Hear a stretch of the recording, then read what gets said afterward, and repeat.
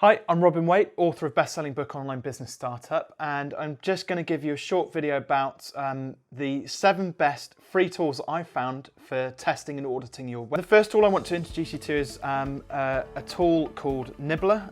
It's run by a company called Silktide, and they've also got a premium version of it called Sitebeam.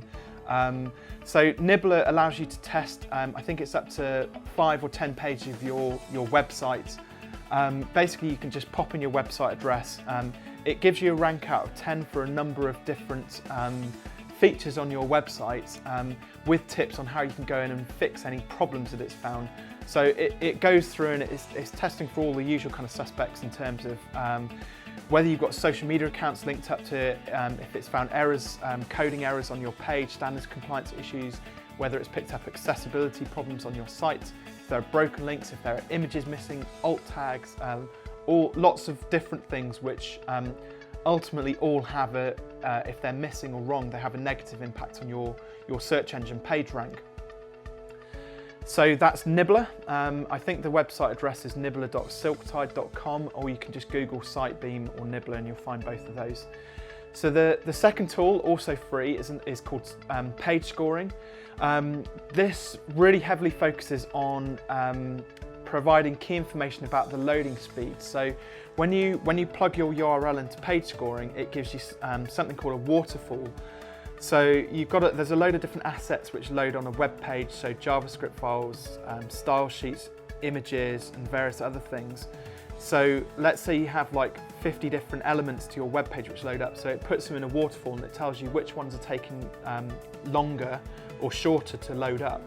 So what we want is, remember that 7-second rule which I talked about in another video, you want that page to load up as quickly as possible.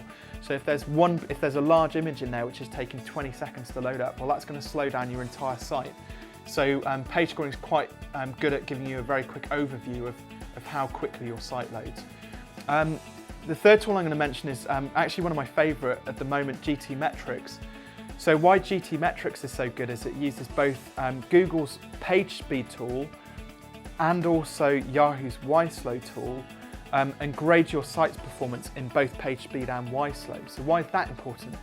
So with Google being the most used search engine out there, and then Yahoo being the second most popular search engine, if your page speed score is low, then it kind of makes sense that actually Google's not going to be particularly happy about your site and the page rank which it gives you. So if we're making sure that we're ticking all the boxes as far as page speed and YSlow are concerned, hopefully that's not going to just have a positive impact on how quickly and how well your website loads, but also how well it performs in the search engines. And their scoring is nice and simple. They do it like an A, B, C, D, E or fail type ranking. So it's quick and easy to see if your website's an A or an F. And then it goes into detail about specific things that you can then focus on to rectify and increase that score. The fourth tool which I use is one called Pingdom. So Pingdom also analyzes load speeds, and you can use it to learn how to make your website load faster. The other benefit to it as well, which page scoring doesn't do, is Pingdom automatically traces your performance history. So every month when you go in and test your website, you can see whether the changes that you've made have increased the performance of that web page, the loading speeds for it. Equally, what you can also do with Pingdom is choose different locations around the world to test your website from. So if you're based in the UK, you're looking at your website from Bristol, it's hosted in Sheffield, the page load speeds are naturally going to be quicker than if somebody's looking at your website in Boston, for example, because it's got to cover that extra distance. So what you can do is make sure that your website, you can test it from Boston to make sure that how quickly your site is loading from different site locations all around the world. Another really good tool is SortSite. Again, this is the free version is a bit basic, but it does give you some basic kind of testing tools. You can test up to 5 pages. It'll do standards compliance, accessibility. It categorizes them quite nicely. But it is worthwhile if you want to test your website on a regular basis, then sign up to the premium version. It's not very much, I think it's about 40 or 50 bucks. It's a subscription-based service, but what you can then do is schedule the testing. so that it'll ping you off an email on a monthly basis with a report on any problems that might have, because a website isn't an ever-evolving,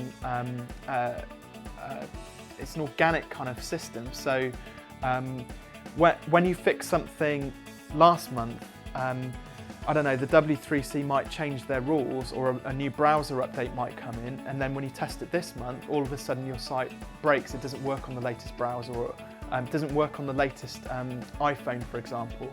So having those regular monthly reports coming through is a really good way of just, again, double checking, keeping really on top of any updates which happen on a month-by-month basis. The web moves so fast these days, you need tools like this to make sure that you're just up to date with stuff. There's another free tool which the World Wide Web Consortium, the W3C, so they set the standards compliance, the standards of the website code, and they've got a free tool.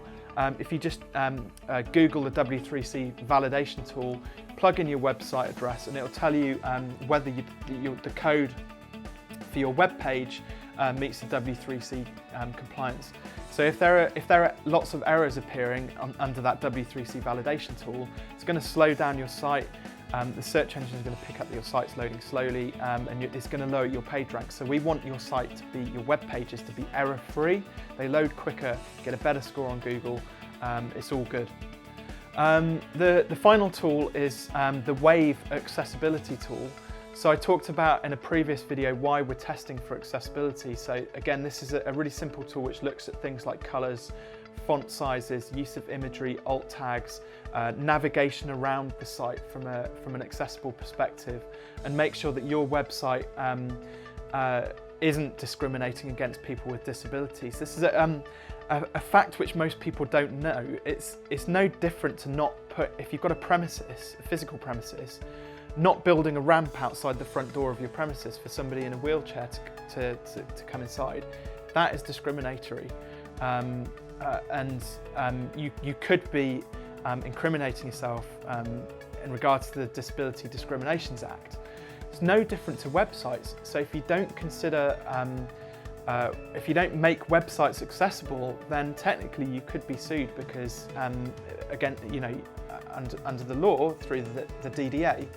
So it's a really important fact. So if you go to the Wave accessibility tool, it will tell you, and what I generally, making a website 100% accessible can be a really difficult task. But there are some really simple things that you can do to make your website accessible. Simple things like when you upload an image, put an alternative text tag against it. It's just a descriptive tag which talks about what the subject matter of the image is, so that somebody who's got a visual impairment who can't see it at least has an audio description of that image. So just to summarise those 7 tools which I've just mentioned during this video, so they are Nibbler, Page Scoring, GTmetrix, Pingdom, SortSite, the W3C validation tool, and then finally the Wave accessibility tool.